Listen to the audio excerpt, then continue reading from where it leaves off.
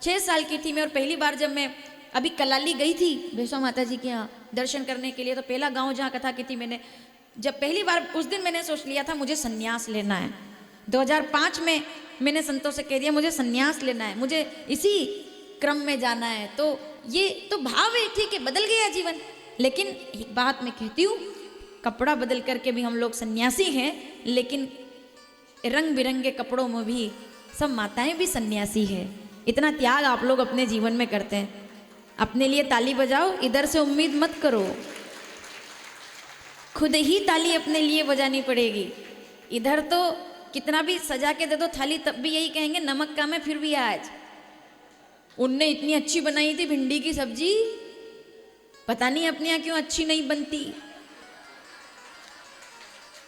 ये होता है।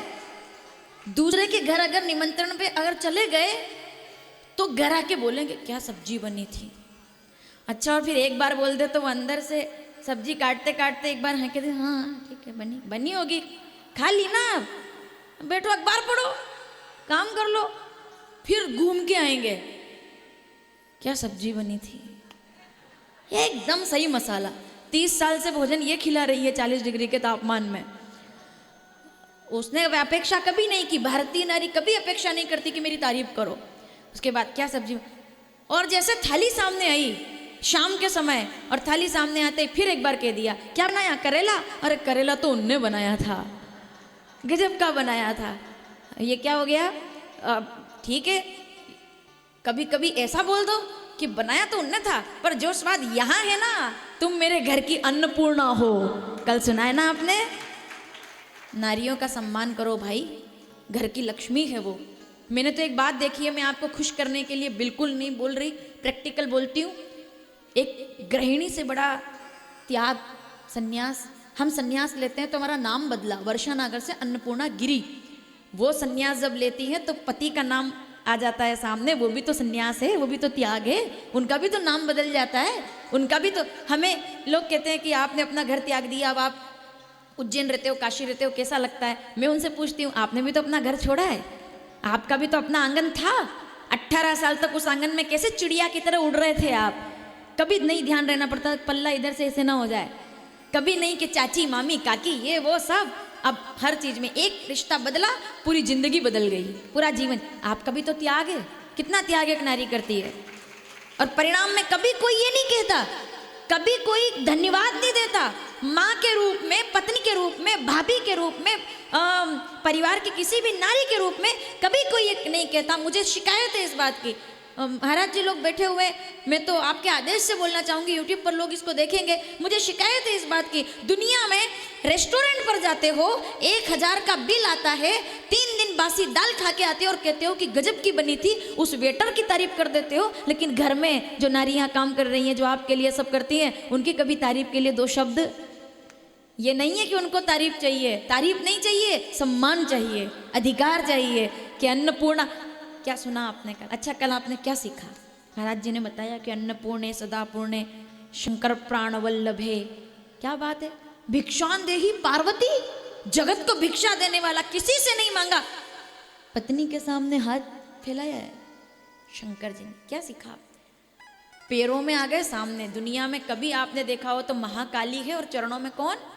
शंकर जी। ये क्या है? हमारे यहाँ नारियों, सनातन में नारी पूजनीय ऐसा नहीं। अब मैं इस पर खुल के कुछ नहीं कहूंगी, पर सौभाग्यशाली होते हैं वो लोग जो सनातन में जन्म लेकर के आते हैं, क्योंकि यहाँ अधिकार है, यहाँ अधिकार है हर बात का। तो कहने का सिर्फ इतना सा तात्पर्य है मेरा कि नारियों का सम्मान हर घर में। ये कभी कभी 2 शब्द प्रेम से बोल देने चाहिए भाई, कि भिंडी उनने भी अच्छी बनाई लेकिन तुम्हारी ज्यादा अच्छी थी, तुम्हारा जो स्वाद है वो अन्नपूर्णा। शंकर जी ने कहा तुम अन्नपूर्णा हो। चरणों में आ गई जब माँ भगवती, तो चरणों में आ गए भोलेनाथ। इसका क्या मतलब था? क्या अब व्यवहारिक कथा ये कहती है कि, व्यवहारिक कथा कहती है कि वो उनको रोकने के लिए चरणों में, महाकाली नहीं रुक रही थी तो शंकर जी पे जो भी आ रहा था राक्षस, उसके मस्तक को चबत करके दबा करके बढ़ रही थी, तो शंकर जी आ गए तो वो एकदम से जिह्वा निकाल देती है कि अरे ये क्या हो गया, भोलेनाथ आ गए। ये तो लौकिक कथा है, वास्तविकता क्या है? नारी का सम्मान, नारी का आदर, भगवान ने भी सिखाया है। जिस घर में नारी का आदर होता है, यत्र नार्यस्तु पूज्यन्ते रमणते तत्र, तो अब प्रैक्टिकल देख के जाओ। यत्र नार्यस्तु पूज्यन्ते, जहाँ शिव जी अन्नपूर्णा माता की पूजा करते हैं, सकल तीर्थ ऐसी काशी को प्रणाम करते हैं। अपने घर को काशी बनाइए, नारियों का सम्मान कीजिए। बिंदुक चंचुला की कथा बहुत गजब की कथा है। देखिए, अब चंचुला भी कर्म भ्रष्ट हो गई। जब पति के कर्म नहीं रहे और जब पति नहीं रहा तो वो भ्रष्ट हो गई थी। लेकिन बंधु बांधवों के साथ एक बार वो गोकर्ण क्षेत्र, तीर्थ क्षेत्र में जाती है और वहाँ मेला देखने की दृष्टि से, विधवा होने के बाद, वैधव्य के बाद, ऐसे ही कि बच्चों ने कहा चलो मन बहल जाएगा, आ गई। अपराधी पापिनी ये भी थी, झूठ बोलना, निंदा करना, ये सब। अब जब वो आती है तो वहाँ सब मेला देख रहे थे और एक पंडित जी कथा सुना रहे थे, शिव जी का नाम ले रहे थे। तो उन्होंने एक अध्याय में ये कहा कि जो नारियां अपने पति का आदर नहीं करती और अपने पति के धर्म को छोड़ करके अन्य निंदा बुराई करती है, उसको ऐसे ऐसे नरक में जाना पड़ता है। तो ये डर गई, ये तुरंत जाके बैठ गई वहाँ। बोले ये तो अपनी बात चल रही है। बोले महाराज जी, मुझे कौन कौन सा नरक में भेजा जाएगा? उन्होंने कहा तुमने क्या किया है? बोले मैंने ये किया है, ये किया, ये किया। बोले वो तुमने ये क्या किया? इतना सब तुमने, तो तुम्हें निश्चित नरक में तो जाना पड़ेगा। तो वो आंखों में आंसू लेकर कहती मेरा उद्धार का कारण बताइए, मैं क्या करूं? तो विद्वान थे पंडित जी, कहते शिव महापुराण का श्रवण करो, क्योंकि जिसका कोई नहीं है उसके भोलेनाथ है। भोलेनाथ सबके साथ, ठीक है? भोलेनाथ पापी पुण्यात्मा, अच्छा बुरा, कड़वा मीठा, आम खट्टा, सब सबके साथ। अब चंचुला जाती है और काशी जैसे क्षेत्र में आकर और वो कथा का रसपान करती है, शिव जी की चर्चा सुनती है। और समय आने पर बहुत कुछ लोगों को आप देखते हो ना, कैसी मृत्यु प्राप्त होती है, एकदम पानी जैसे, एकदम सरल। कभी एकादशी पर, बड़ी बड़ी अच्छी तिथियों पर पुण्यमयी लोग अपना शरीर त्याग देते हैं बहुत आसानी से। कौन त्याग देते हैं? जिन्होंने अपने जीवन में सुकृत किए हैं, जिनके पुण्य, मतलब जो बिना परेशान हुए, वो भी मृत्यु भी सुधारना बहुत बड़ी बात है। कि कोई तो बिल्कुल तड़प तड़प करके और बिल्कुल परेशान होकर कि हे भगवान अब तो उठा लो, अब तो कोई सेवा भी नहीं कर रहा, अब तो ऐसा नहीं। और एक वो होता है कि एकादशी पे क्या हुआ, कई लोग आपने सुने होंगे, बोले साहब वो तो सुबह चाय पी रहे थे, घर आकर के कल्याण पढ़ रहे थे और उसके बाद सोए, तो हर हर, तो उसका कोई अफसोस नहीं। अब फिर मैं राम कथा में नहीं जाना चाहती, लेकिन क्या कहा था वशिष्ठ जी ने? बोले वो सोच के योग्य नहीं है। राजा दशरथ की मृत्यु सोच के का कारण नहीं है, क्योंकि सोच का कारण तो ऐसे ऐसे ऐसे पूरा क्रम है, उसमें कौन कौन सोच, किसके लिए मरने पर सोच करना चाहिए। जिसने कभी कोई तीरथ ना किया हो, सुन लीजिए, जिसने कभी भजन ना किया हो, जिसने कभी भगवान का नाम ना लिया, उससे कहना चाहिए कि तेने तो अपना जीवन वैसे ही बिता दिया। अरे दो नाम राम के ले लेता तो तेरा भी उद्धार हो जाता, और इस जन्म में ना सही अगले जन्म में तू भी काशी चला आता। ये आप यहाँ बैठे हो, ये आपके पुण्य आपको लेकर आए हैं। तो बिंदु की मृत्यु के बाद चंचुला वो जाती है और शरीर का त्याग कर देती है, और जैसे वो त्याग करती है और जब उसका प्रयाण हो जाता है प्राण का, तो वो कहाँ पहुंची? सीधे शिवलोक। बोलिए शंकर भगवान की। शिवलोक पहुंच गई एकदम। और चंचुला जिसने पाप तो किए थे पर शिव पुराण सुनी थी, तो वो कौन बनी? माता पार्वती की सहेली। कैलाश में जाकर के नियुक्ति, पद नियुक्ति हुई साहब, वो बन गई सखी माता पार्वती की। तो माता पार्वती उससे कहती जाओ शंकर जी के लिए माला बनानी है, फूल लेकर के आओ, वहां बगीचे में से फल लेकर के आओ। कितनी बढ़िया काम है। अब दौड़ दौड़ कर सेवा करती, बड़ी मगन होती। और एक दिन जब थाली सजा करके दी तो बोले क्या करेंगे? पहली बार था, पहली बार गई थी कैलाश पर, तो देखा, बोले आप मुझसे दिन भर से फूल मंगा रही है, धतूरा मंगा रही है, आकड़ा मंगा रही है, ये वो सब मंगा रहे हैं, इससे क्या करेंगे? बोले थाली में सजाएंगे और अपने पति की सेवा करेंगे, मैं अपने पति की पूजा करूंगी। इसके लिए तो थाली सजाई और शंकर जी का पूजन किया, महादेव का पूजन किया। और जब ये देखा तो चंचुला की आंखों में उसी वक्त आ गए आंसू कि मैंने कभी ऐसे अपने पति का पूजन नहीं किया। और तब याद आई कि मेरे पति कहाँ हैं, ये तो मैंने सोचा ही नहीं। अगर मैं मरने के बाद यहाँ हूं तो वो यहाँ क्यों नहीं है? वो यहाँ क्यों नहीं है? अगर मैं यहाँ पर हूँ, हाँ, एक स्थान, अच्छा महाराज जी पधार रहे? जी जी बिल्कुल, ये हमारा बड़ा सौभाग्य है, पूज्य गुरुदेव का आगमन हमारे बीच हो रहा है। जोरदार तालियों से और वंदन नमन के साथ हम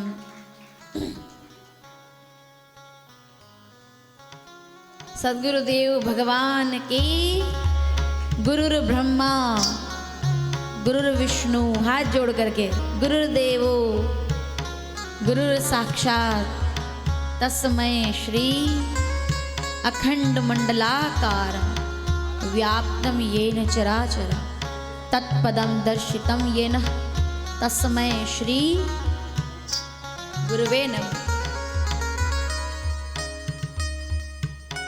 गुरु ही जगत का सार है। हमारे अस्त व्यस्त जीवन को जो व्यवस्था प्रदान करे वही गुरु कहलाते हैं। प्रकाश, अंधकार से प्रकाश की ओर हमें लेकर जाने वाले गुरु ही होते हैं।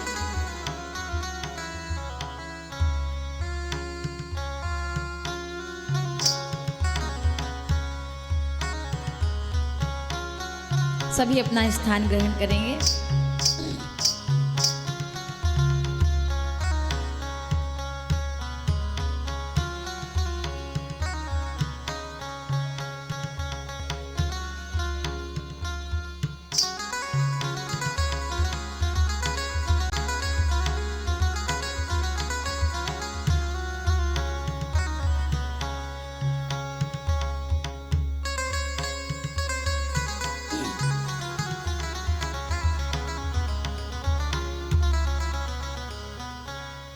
काशी में साक्षात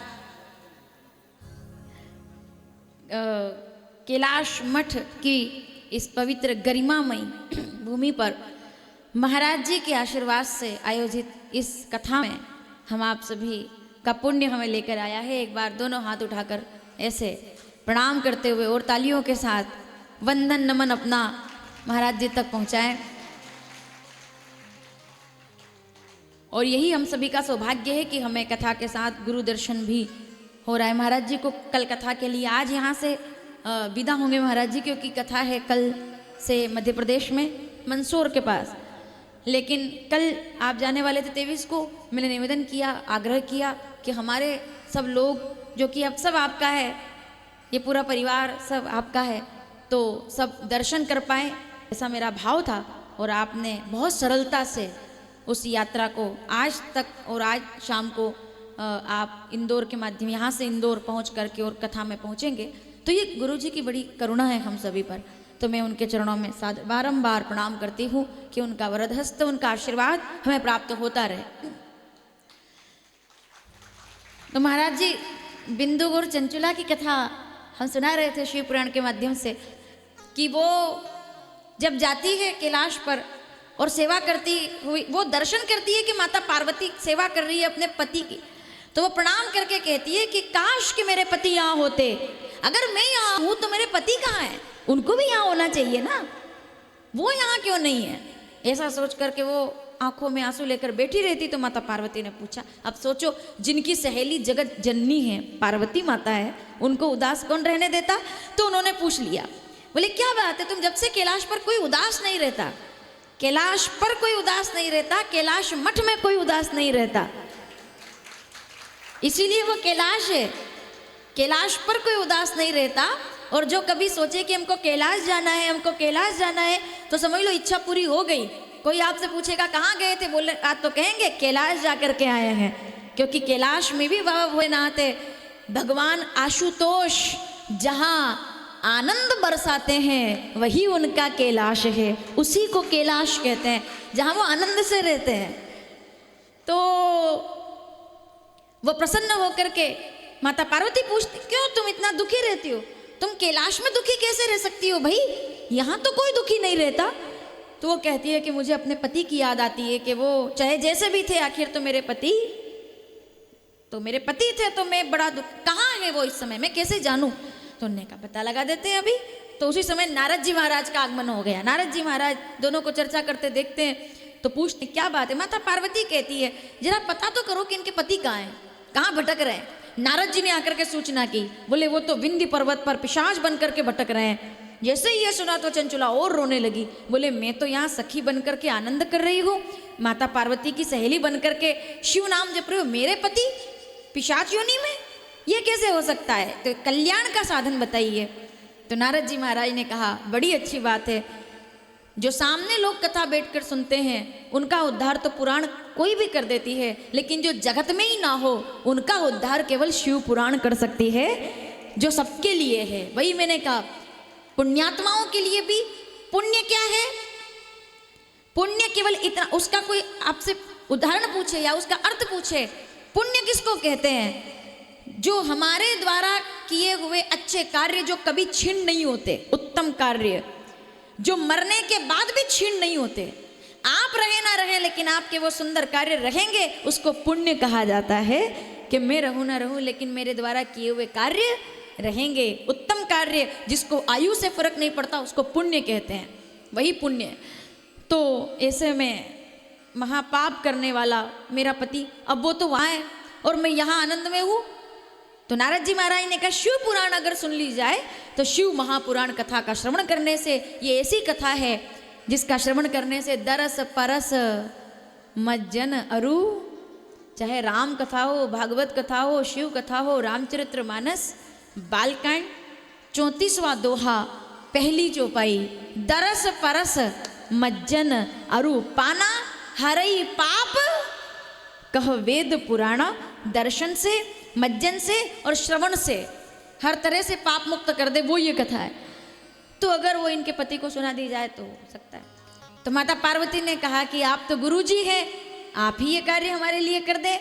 तो नारद जी कहते हैं मैं गुरुजी तो हूँ लेकिन शायद तुम भूल गई कि मुझे भी श्राप लगा हुआ है, कथा सुनाने के लिए एक जगह बैठना पड़ता है, एक जगह टिकना पड़ता है, और मेरे स्वभाव में एक जगह बैठना नहीं है, तो मैं कथा नहीं सुना सकता। नारद जी महाराज से पूछा माता पार्वती ने, सब कथा सुना सकते, आप क्यों नहीं सुना सकते? नारद जी कहते हैं मैंने इतनी कथा सुना दी थी कि दक्ष के सब बेटों को बाबा बना दिया था। तो मैं इतना बैठा कि मेरे सामने वाला जो मेरे सामने बैठता था फिर वो कभी जगत में नहीं बैठा, उसने कभी शादी नहीं की, और इसके कारण से मुझे श्राप दे दिया दक्ष ने कि नारद जी महाराज आप कितने मेरे बेटों को बैरागी बनाएंगे, सन्यासी बनाएंगे, अगर कोई माता पिता को पता चल जाए कि उनका बेटा बाबा बनने वाला है घबरा जाएंगे वो, है ना, कि क्या साधु बनोगे। तो दक्ष जी के साथ तो उनके कितने बेटे साधु बन गए। नारद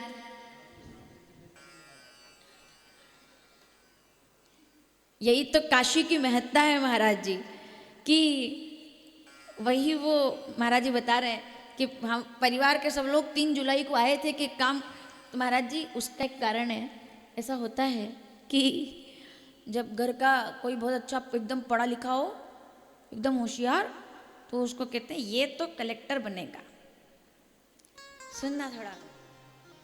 फिर दूसरा कोई छोटा बेटा हो उससे कहेंगे ये तो डॉक्टर बनेगा, और जो तीसरा होता जो कुछ नहीं करता बोले ये बाबा जी बनेगा।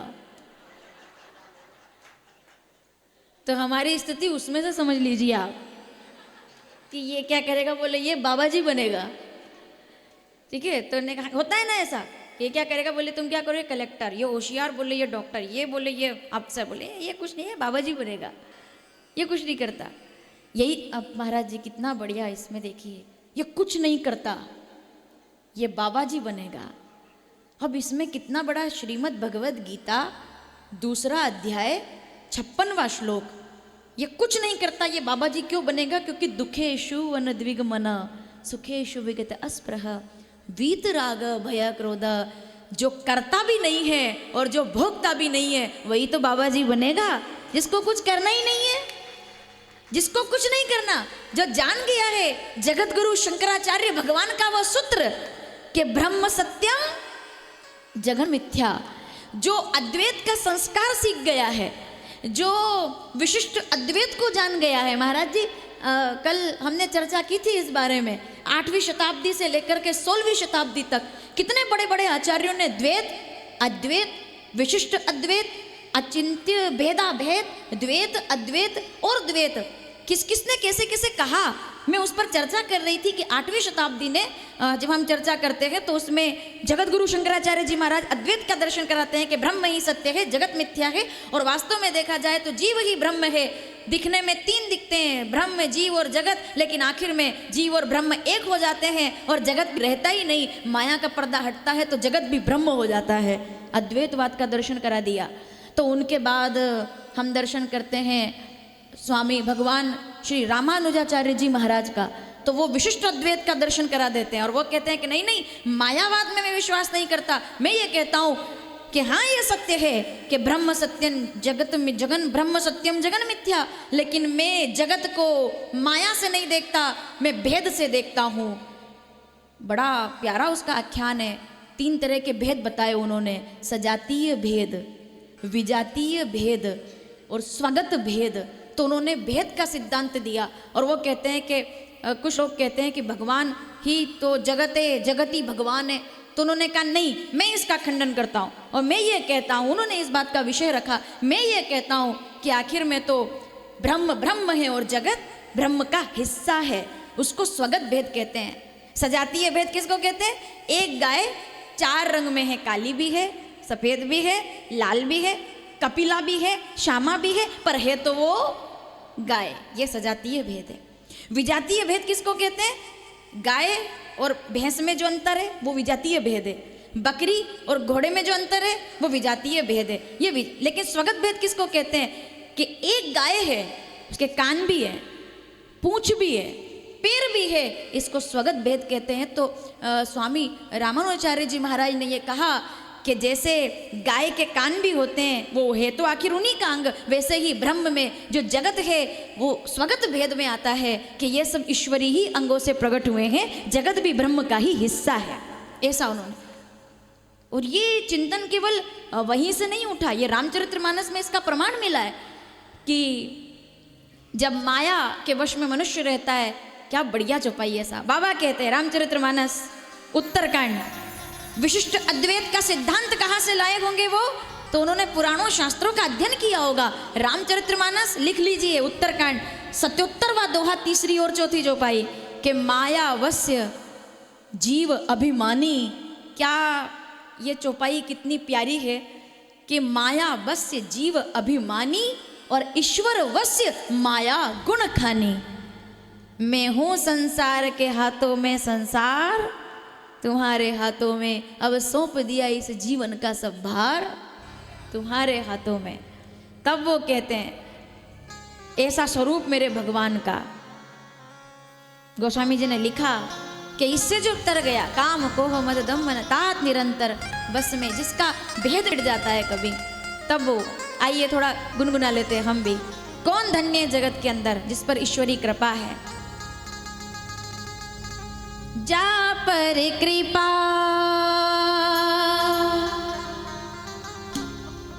महाराज जी कल चले गए थे, तब मैंने सबसे पूछा था, अगर आप, क्योंकि आप नहीं थे यहाँ पर कल, तो मैंने कल पूछा था अगर आपको अच्छा लगे जवाब तो जरूर आप आशीर्वाद प्रदान कीजिएगा। मैंने सबसे पूछा कि काशी कैसे आए हैं, तो मैंने पूछा ट्रेन से कितने लोग आए हैं, तो सबने अपने हाथ खड़े कर दिए, क्योंकि सब ट्रेन से आए महाराज जी। तो सबने, अभी आप सोच रहे होंगे कि आज हाथ खड़े क्यों नहीं कर रहे, उसका एक कारण है, उसका जवाब ये खुद देंगे आपको।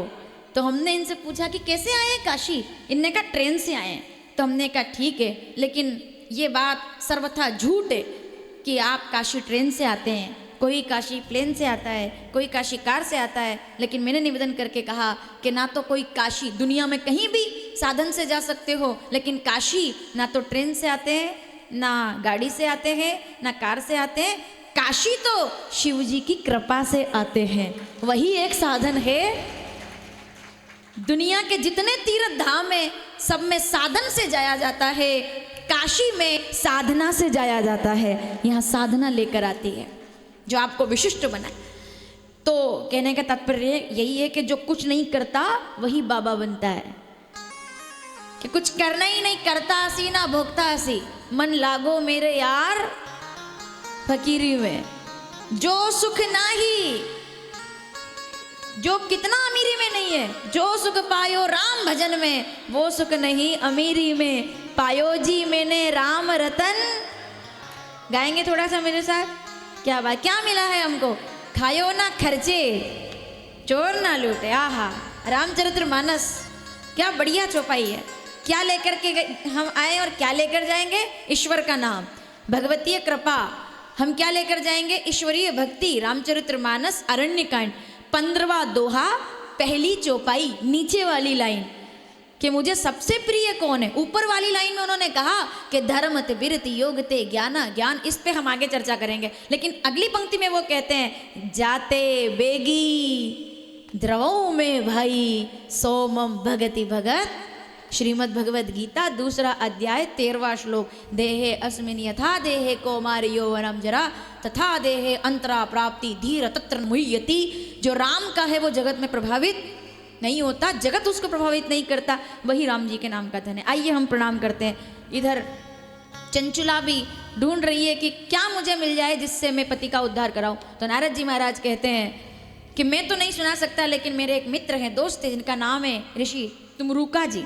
तो जैसे मैं नारद मुनि हूँ, वैसे ही वो तुमरुका जी हैं, और वो भी मेरे समान है। दक्षिण भारत के मंदिर में आप जब जाएंगे तो वहाँ मंदिर के बाहर आपको एक तरफ नारद जी का स्वरूप और दूसरी तरफ तुमरुका जी का स्वरूप नजर आएगा, क्योंकि दक्षिण भारत के लोगों ने जितने डिटेल में जाकर के शिव चर्चा की और शिव जी को रमाया है, उतना मुझे नहीं लगता कि किसी ने भी जाना होगा जितना दक्षिण भारत के लोगों ने शिव जी को माना है।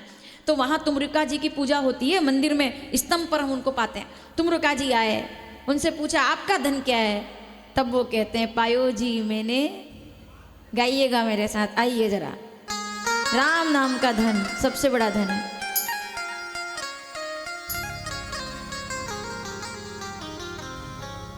पायो जी मैंने राम रतन धन पायो, पायो जी मैंने राम रतन धन पायो, पायो जी मैंने राम रतन धन पायो, पायो जी मैंने। राम रतन धन पायो। जितने लोगों को मिला है जरा तालियों के साथ।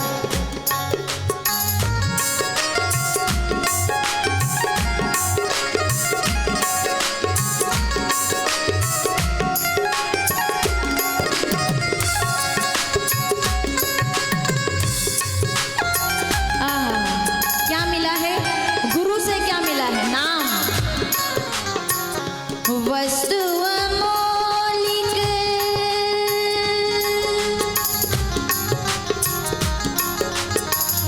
वस्तु अमोलिक दी मेरे सतगुरु, वस्तु अमोलिक दी मेरे सतगुरु।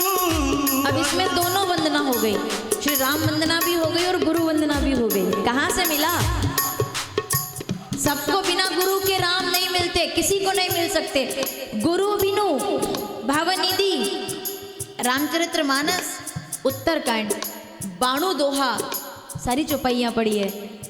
गुरु बिनु भवनिधि तरई न कोई, जे विरंची गुरु परम आवश्यक। बिना गुरु के, अब आप देखिए, सबकी सेवा हो सकती है पर बिना गुरु जी के पंचाक्षर मंत्र का जाप नहीं किया जा सकता।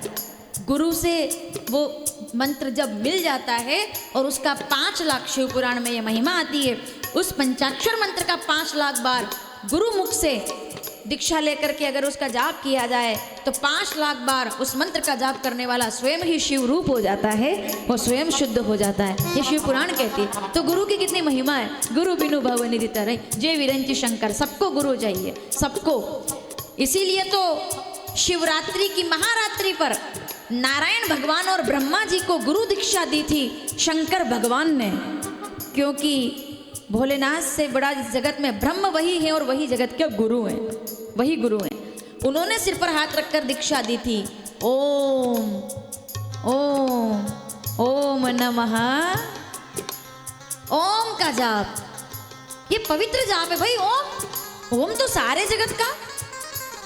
बृहदारण्यक उपनिषद में हम जब चर्चा करते हैं तो 3 अध्याय में कथा आती है। महाराज जी बड़ा उसमें गार्गी का संवाद है, शास्त्रार्थ याज्ञवल्क्य जी के साथ 3रे अध्याय में। तो गार्गी ने जाकर के सवाल किया, वो पुनः ही पूछने शास्त्रार्थ क्यों हुआ। जनक जी की सभा में जनक जी ने 1000 गायें खड़ी कर दी और उनके सिंगों पर 10-10 सोने के सिक्के बांध करके कहा कि जो शास्त्रार्थ जीत जाएगा ये सब गाय वो लेकर जाएगा, सोने के सिक्कों सहित। शास्त्रार्थ होते थे पहले, हमारे कैलाश मठ में भी होता है, जिसमें हमारे यहाँ गुरुकुल के बच्चे भारत की सरकार से सम्मान प्राप्त करके आए हैं। एक बार जोरदार ताली बजाएं आप। तो शास्त्रार्थ जो जीत जाएगा उसको ये गाय मिलेगी सोने के सिक्कों की।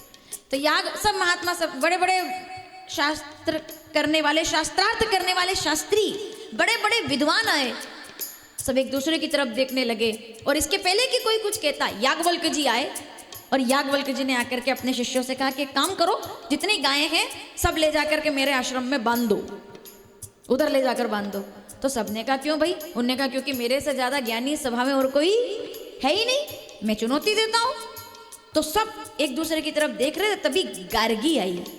गार्गी ने आकर के कहा मैं बात करना चाहती हूँ, शास्त्रार्थ तो क्या मैं करूँ, कुछ प्रश्न है मेरे। बोले क्या प्रश्न है? तो गार्गी ने पूछा था कि ये धरती हम देखते हैं इसका आधार जल है, तो बहुत लंबा संवाद है, जल का आधार कौन है? तो याज्ञवल्क्य जी उनकी जिज्ञासा शांत करके कहते हैं जवाब सुनिएगा, जल का इसका आधार कौन है? जल किससे उत्प्रोत है? अरे भाई धरती जल से है ना, तो जल किससे उत्प्रोत है? तो याज्ञवल्क्य जी जवाब देते हैं, बोले जल वायु से उत्प्रोत है, वायु से ही जल निर्माण होता है, वायु ही उसका कारण है।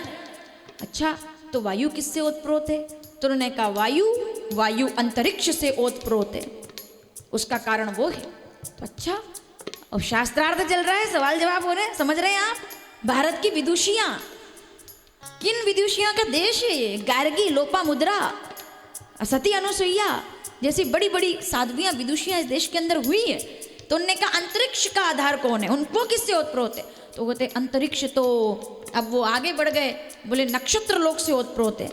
नक्षत्र लोक किससे ओतप्रोत है? तो उन्होंने कहा वो आदित्य लोक से उसका आधार है। आदित्य लोक का आधार कौन है? बोले वो हम चंद्र लोक की बात करते हैं, चंद्र लोक का आधार कौन है? ऐसे कहते हुए देवलोक, फिर इंद्रलोक, फिर प्रजापति लोक इसका आधार है। प्रजापति लोक का आधार कौन है? तो उन्होंने कहा ब्रह्म लोक इसका आधार है। और अब इससे आगे प्रश्न मत करना, तुमने सारे सवाल पूछे, मैंने जवाब दे दिए, इससे ज्यादा सवाल मत करना।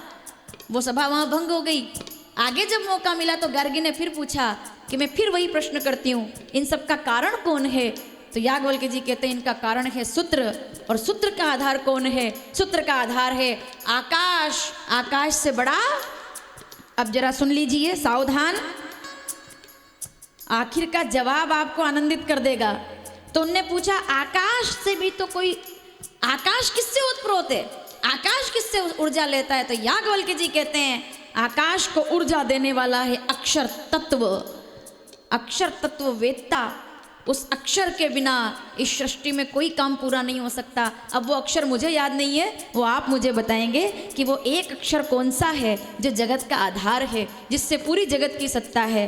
वो केवल एक अक्षर जो किसी मंत्र के सामने ना लगे तो मंत्र पूरा नहीं माना जाएगा। वो एक अक्षर अगर भगवान के सामने ना लगे तो भगवान भी पूजा को स्वीकार नहीं करेंगे। अब मुझे याद नहीं है, वो अक्षर आप मुझे बताएंगे, वो एक अक्षर। और वो ऐसे नहीं बताएंगे जैसे कल बैठे थे, मुझे तो याद नहीं है वो कौन सा एक अक्षर। अरे बहुत बड़े सवाल का जवाब है ये, एक अक्षर। एक अक्षर, केवल एक अक्षर पर पूरी सत्ता चल रही है।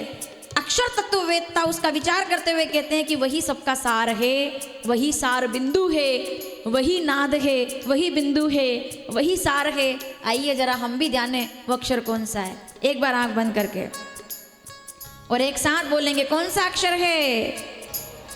ओम ओम ओम नमः प्रणव। उसी की सब आधार पर है, वही मंत्र है जो जगत में सार देने वाला है। तो हमको गुरु से क्या मिला? हमको मंत्र मिला है, तभी तो भक्तों ने गाया।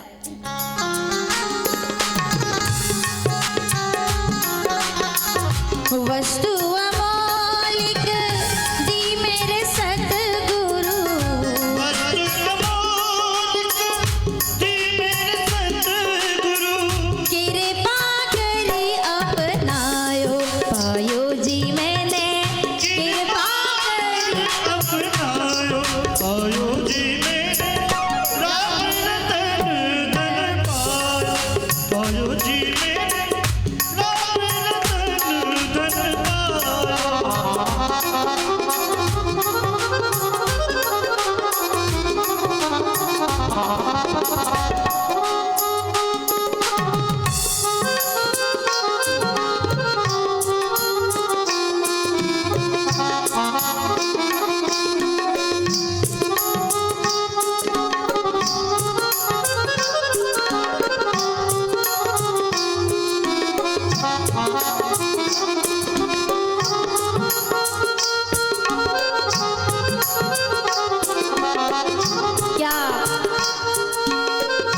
आध्यात्मिक बात है, देखिए।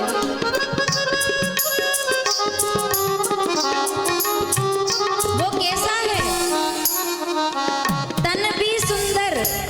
इसको संसारी जब सुनेंगे तो शरीर का ध्यान करेंगे, हमारे जैसे शिव भक्त सुनेंगे तो क्या कहेंगे? तन भी सुंदर कर्पूर गौरम, मन भी सुंदर। दीन दयालु, तू सुंदरता की मूरत है, किसी और को शायद कम होगी। पूरा कीजिए, हमें तेरी बहुत जरूरत है। और आखिरी पंक्ति में वो क्या कहता है? पहले भी बहुत में, कब? पहले कब? 83,99,999 योनि पहले भी बहुत में तड़पा हूं, लेकिन अब मनुष्य बना हूं, अब और ना मुझको, अब मैं तुम्हारा हूं।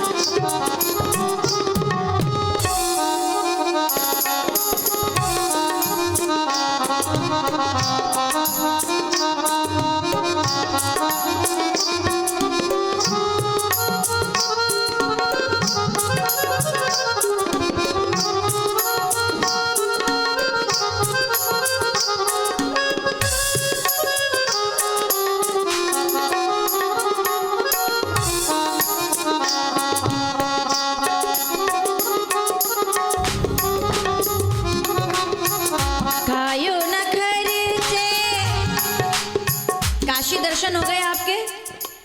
अब इस बात को आपसे कोई छीनने वाला है क्या? सोने की चेन छीनी जा सकती है, जायदाद संपत्ति चुराई जा सकती है, पर जो आपने पुण्य कर लिए वो कोई छीनने वाला।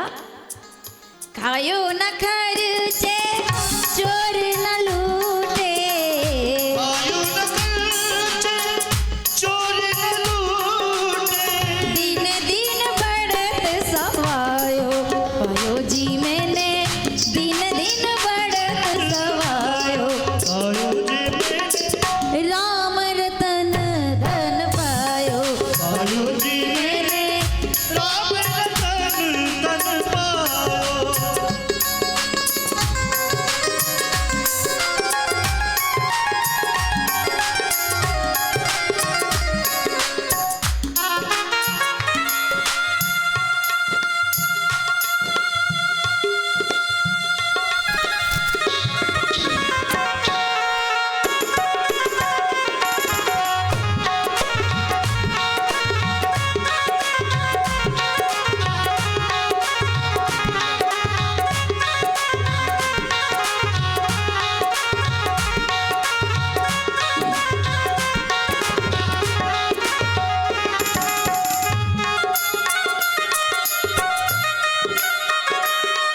तालियों के साथ जरा हर हर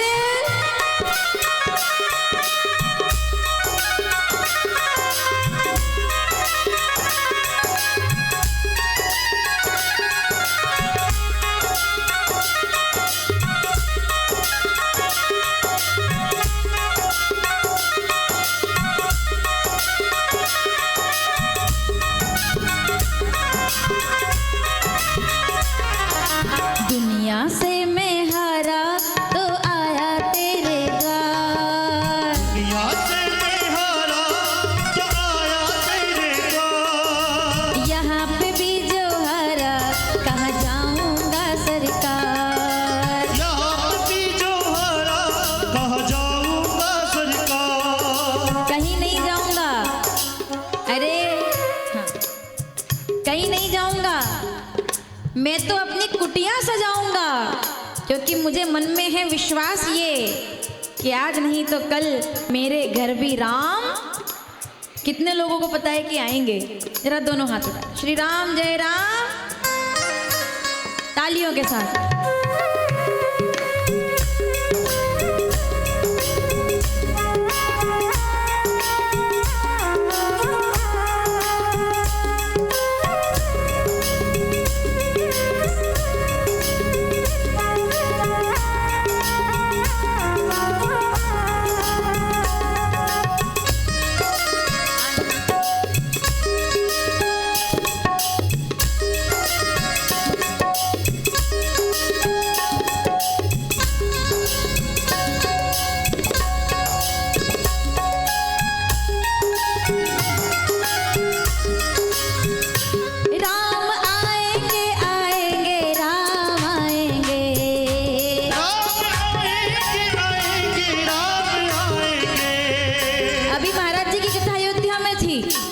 काशी में हैं, हमारे भाग्य भी जागेंगे, हम भी अयोध्या गुरु जी के आशीर्वाद से जरूर जाएंगे।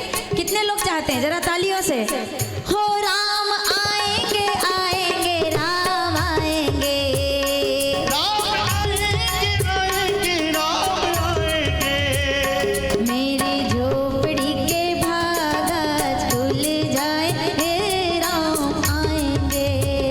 वो मेरी झोपड़ी की भागिया खुल जाएंगी राम आएंगे, हो राम आएंगे आएंगे राम आएंगे, राम आएंगे आएंगे राम आएंगे, मेरी झोपड़ी के भाग खुल जाएंगे राम आएंगे। मेरी झोपड़ी की भागिया खुल जाएंगी राम आएंगे, हो राम आएंगे तो अंगना सजाऊंगी, राम आएंगे तो अंगना सजाऊंगी, दीप जला के दिवाली में मनाऊंगी, दीप जला के दिवाली में मनाऊंगी, और मेरे जन्मों के गुरु दर्शन से मेरे जन्मों के पाप आज मिट जाएंगे राम आएंगे।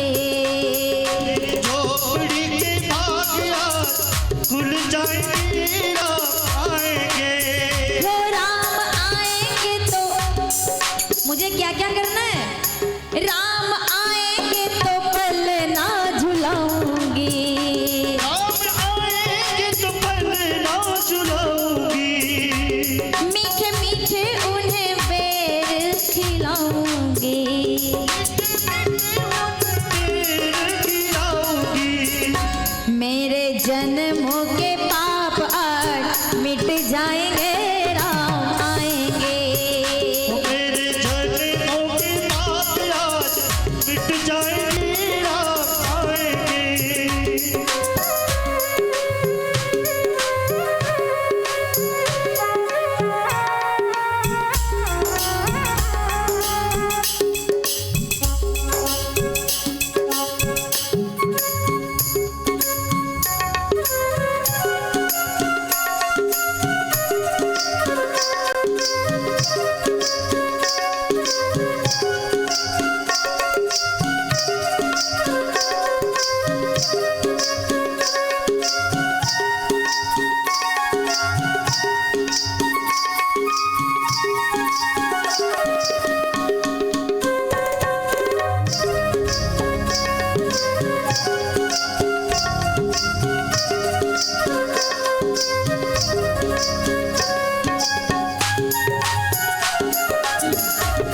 एक बार राम आएंगे आएंगे राम आएंगे, राम आएंगे आएंगे राम आएंगे, मेरे जन्मों के पाप आज मिट जाएंगे राम आएंगे, मेरे जन्मों के पाप आज मिट जाएंगे राम आएंगे, मेरी झोपड़ी के भाग्य आज खुल जाएंगे राम आएंगे। मेरी झोपड़ी की भागिया खुल जाएंगी राम आएंगे,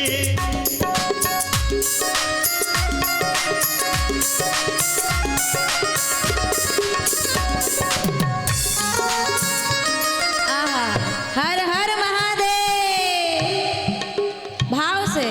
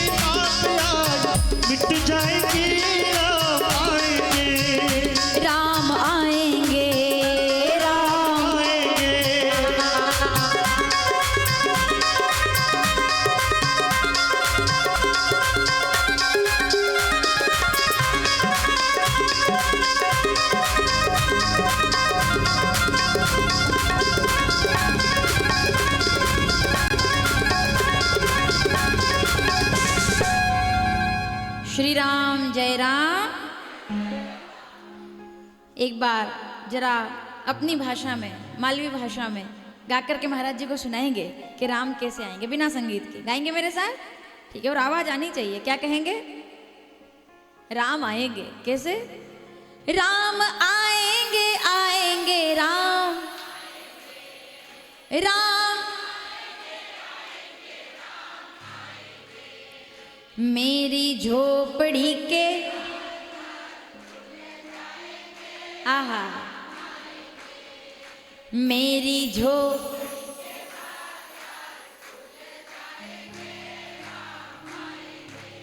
हो राम आए,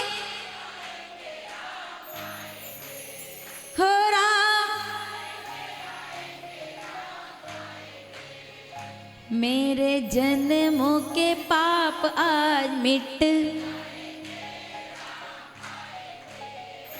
मेरी झोपड़ी के भाग आज। श्री राम, जय राम। महाराज जी ये भजन तो वही, लेकिन जो भाव था कि मालवा की माताएं कैसे आंगन में बैठ करके लाखों रुपए की ऑर्केस्ट्रा कर ले तब भी वो आनंद नहीं आता, जो मालवा की माताएं आंगन में बैठकर देवताओं के 5 गीत गा करके मना लेती है देवताओं को कि उन। महाराज जी हमारे यहाँ परंपरा है, ऐसा लोक रीति है कि माताओं कोई भी खुशी की बात हुई, कि कुछ भी हुआ, घर के अंदर शादी हुई तो देवी देवता के गीत गवाने हैं। अब वो गीत गवाने हैं तो उसमें कोई कलाकार नहीं होता, कोई गायक नहीं होता, कोई तबला नहीं होता, कोई ढोलक नहीं होता, लेकिन उसके पश्चात भी मालवा की ताकत है कि समस्त देवी देवता अपने लोक छोड़ करके माताओं के उस भाव से आंगन में उतर कर आ जाते हैं।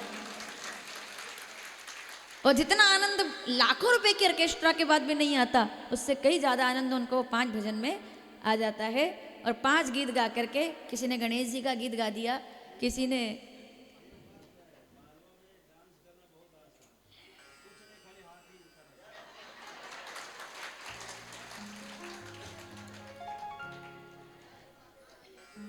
महाराज जी ने कितनी अच्छी बात कही है कि मालवा में ये तो भाव है, डग डग रोटी पग पग नीर, मालव माटी गणी गंभीर। उस नृत्य का भी एक काम है, उसका कारण है कि जो है सब तेरा, तेरा तुझको अर्पण।